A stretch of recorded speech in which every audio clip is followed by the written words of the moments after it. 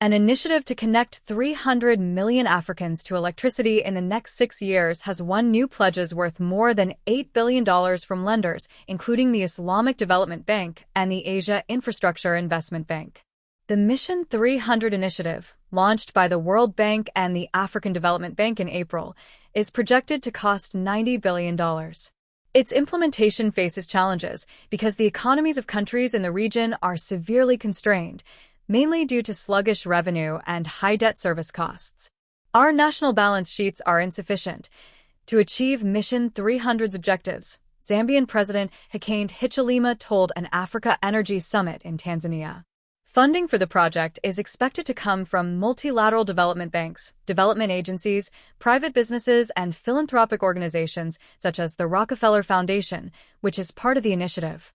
Mohammed Al-Jasser, chairman of the Islamic Development Bank, said in a statement released during the summit that ended on Tuesday that the Jeddah-headquartered bank was committing $2.65 billion in project financing and another $2 billion to ensure power projects in Africa.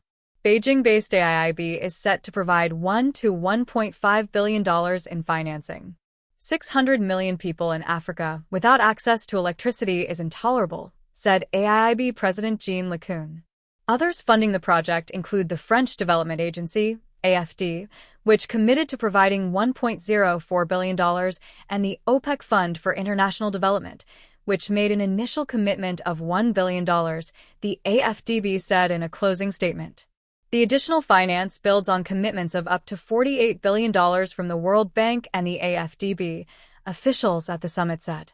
The two organizations' contributions could be increased during implementation, they said.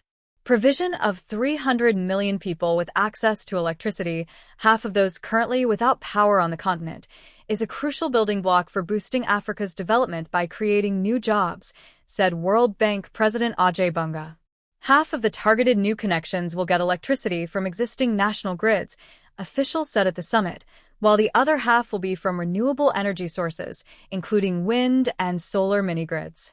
Apart from lighting up homes and businesses, Mission 300 is expected to boost the provision of clean cooking energy to homes, cutting reliance on wood and charcoal, which are harmful, said Tanzania's president, Samia Suluhu Hassan.